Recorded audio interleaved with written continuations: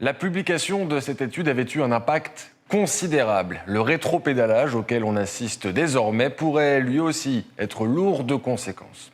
C'est en tout cas en se basant sur les résultats de cette étude que l'OMS avait décidé de suspendre les essais cliniques avec l'hydroxychloroquine.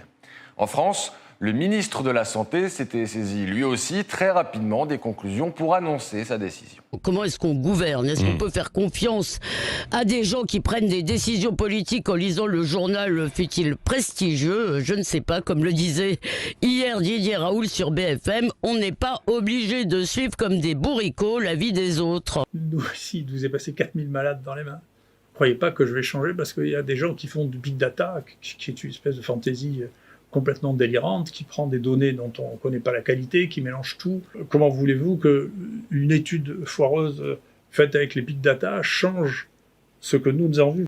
Alors le scandale, c'est très simple, hein. On connaît bien ça dans le milieu.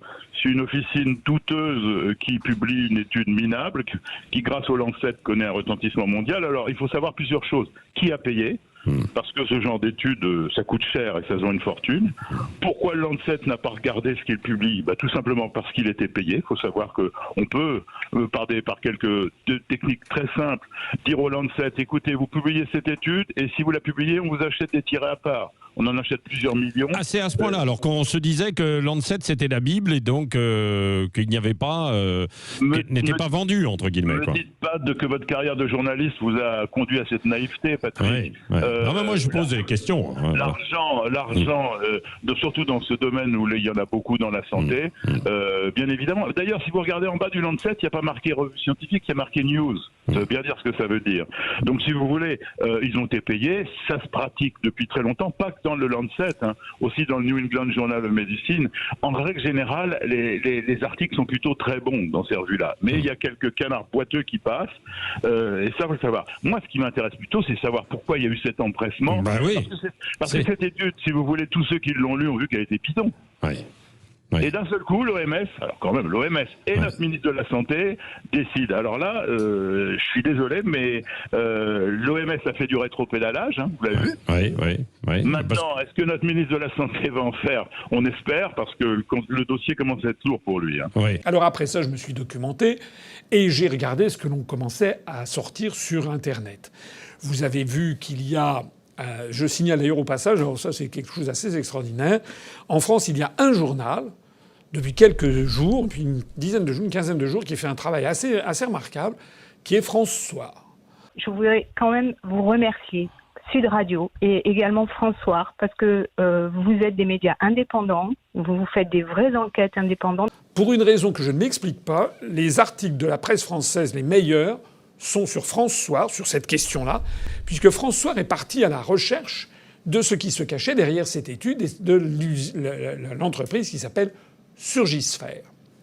Et ils ont commencé à tirer une pelote qui est devenue assez extraordinaire parce que tout le monde s'est ensuite jeté dessus. On a appris que l'entreprise qui était responsable de cette étude, en fait, ne comporte que 5 personnes. On a appris que cette entreprise... c'est pas seulement au France Soir, c'est également, j'ai fait un dossier il y a quelques jours où j'ai repris les informations développées par un blogueur australien, Peter Ellis, qui se trouve être un statisticien et un responsable qui a une grande expérience du traitement des données volumineuses, des big data, notamment l'expérience organisationnelle. On a appris quoi avec toutes ces informations? Premièrement, cette société Surgisphère ne compte que 5 salariés. 5 salariés pour traiter 96 000 dossiers, c'est en fait impossible. Je vous renvoie au dossier que j'ai fait à partir du blog de cet Australien. Il a montré que pour faire ce genre d'études, qui n'existe pas d'ailleurs, il faut un très grand nombre de personnes. Il faut des développeurs informaticiens. Il faut avoir un programme informatique spécifique. Il faut avoir des administratifs qui prennent contact avec chacun des 671 hôpitaux.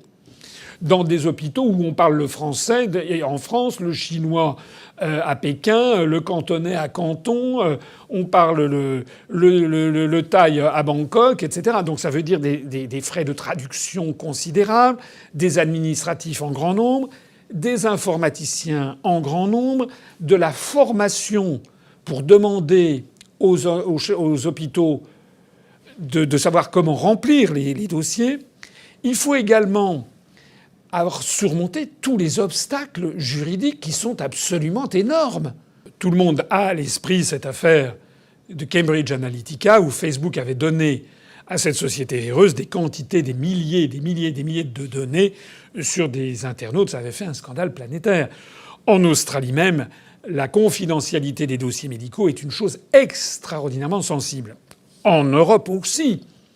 L'Union européenne a imposé ce qu'on appelle le RGPD, c'est-à-dire le Règlement général de la protection des données, qui doit faire l'objet de choses qui est extrêmement sévère. C'est-à-dire que pour obtenir d'hôpitaux au Danemark, en Allemagne, en Italie, en France, il faudrait déjà avoir un service juridique très sophistiqué qui ait fait du lobbying à Bruxelles et qui ait obtenu l'autorisation de collecter ces données. D'avoir non seulement ça, mais d'avoir un logiciel qui en garantisse l'anonymat, d'avoir également des spécialistes, des infectiologues et des virologues qui vérifient pour chaque dossier à quel stade on en est du traitement, pour ne pas comparer des choux et des carottes. Ce blogueur australien, spécialiste des organisations et spécialiste du traitement du big data, évalue à environ $1 million le coût de développement par hôpital pour un tel traitement. Et à des mois et sans doute plusieurs années pour franchir d'ailleurs tous les stades, notamment informatiques, techniques et juridiques, pour parvenir à ce résultat.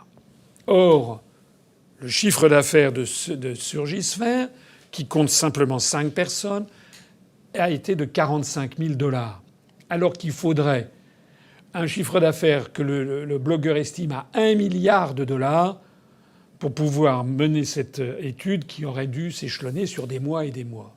Donc c'est matériellement impossible. D'ailleurs, ce que dit ce blogueur est confirmé par les événements, puisque je disais tout à l'heure, les 4 chercheurs de Tsingtao ont pendant un mois et demi, entre janvier et le 17 février, ils ont réussi à suivre 100 patients dans 10 hôpitaux. Donc 671, ça fait 67 fois plus. 67 fois 4, on est aux alentours de 270 personnes, en fait, qu'il faudrait. Les statistiques du professeur Raoult sont encore plus dirimantes, si j'ose dire, puisque le professeur Raoult fait savoir qu'ils sont plus de 200 à avoir traité à peu près 3500 ou 4000 dossiers. Donc 96 000 dossiers, c'est juste impossible que ça puisse être traité par 4 ou 5 personnes en l'espace d'un mois ou d'un mois et demi. C'est impossible. C'est d'autant plus impossible que cette structure est toute petite. C'est d'autant plus impossible que les gens qui sont à la tête de cette structure ne sont pas des infectiologues ni des virologues. M. Desai et M. Mirat, qui sont des Américains avec un patronyme, ils sont d'origine indienne, en réalité sont des cardiologues, donc ils n'ont aucune compétence particulière en matière d'infectiologie et de virologie. La directrice de la communication, un certain nombre de personnes en ont parlé sur Internet pour en ricaner, est une actrice de charme qui a tourné dans des films érotiques. Enfin, c'est vraiment... on croit rêver. C'est n'importe quoi, cette affaire.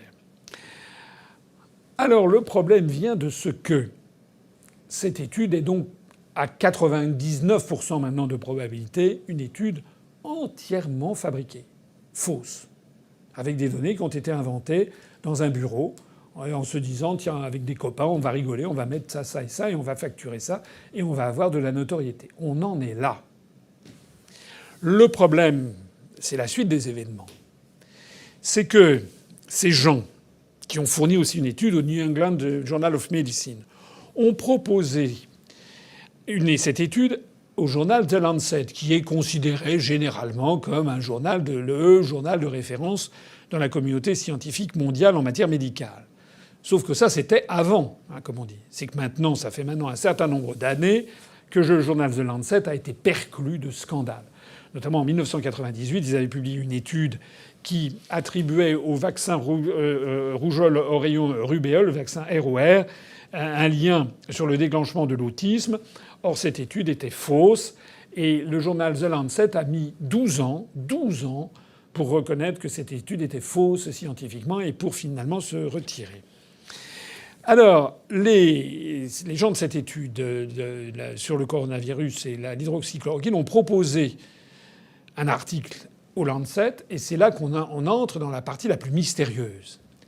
Comment se fait-il que le comité de lecture, parce que normalement ce sont des revues à comité de lecture comme on dit, c'est-à-dire que lorsqu'il y a un article qui arrive, il est lu par des pairs, c'est-à-dire par des médecins chevronnés, spécialistes de la question, et qui doivent vérifier tout de suite si ce que dit cette étude leur paraît sérieux ou pas, en fonction des données, de la précision des données, de la transparence des données. Normalement, une telle étude qui devait avoir un tel retentissement devait être évidemment blindée avec des quantités, avec des listings informatiques, avec la liste des 671 hôpitaux. Il aurait fallu avoir tous les dossiers, etc., que les gens puissent vérifier le contenu. Rien de tout ça. On en est donc réduit à l'idée soit qu'il n'y a pas de comité de lecture et que tout le monde peut publier n'importe quoi dans cette revue, donc ça veut dire que c'est devenu un torchon, soit qu'il y a un comité de lecture et que le comité de lecture ne fait pas son boulot. Ou pire encore, a été corrompu, lâchons le mot, pour soutenir la publication d'une étude permettant de torpiller l'hydroxychloroquine. Alors, c'est excessivement grave. C'est excessivement grave parce que ça veut dire que désormais, des institutions mondiales, comme le journal The Lancet, seraient désormais devenus corrompus dans la main des grands laboratoires de pharmacie. La deuxième chose la plus grave, mais c'est incroyablement grave, c'est ce qui vient de se passer en France. Parce que l'Agence du médicament, aux seules vues de cette étude, qu'ils n'ont d'ailleurs peut-être même pas lu, ou s'ils l'ont lu, ça veut dire que c'est plus grave encore, ça veut dire qu'ils n'ont même pas pu repérer les trucs bizarroïdes que moi, qui ne suis pas médecin, j'ai vu tout de suite. Sans compter les vrais médecins qui se sont mobilisés, puisqu'on compte actuellement plus de 180 médecins à travers le monde, qui ont pointé des incohérences que moi je n'avais pas vues, je suis pas médecin, des invraisemblances. Alors qui est à l'Agence nationale du médicament ? Qui fait partie du Haut Conseil pour la santé ? Puisque ce Haut Conseil pour la santé est censé donner un avis scientifique éclairé au ministre. Monsieur Véran s'est tourné vers ce Haut Conseil et le Haut Conseil de la santé a dit oui, il faut retirer l'hydroxychloroquine. Mais qui ? En fonction de quoi ? Alors que n'importe quel spécialiste, il y en a 180 dans le monde, ont écrit à Lancet pour dire c'est un scandale. C'est un scandale français. Parce que ces institutions sont payées par le contribuable. Et donc on ne peut pas en rester là. C'est un véritable scandale français.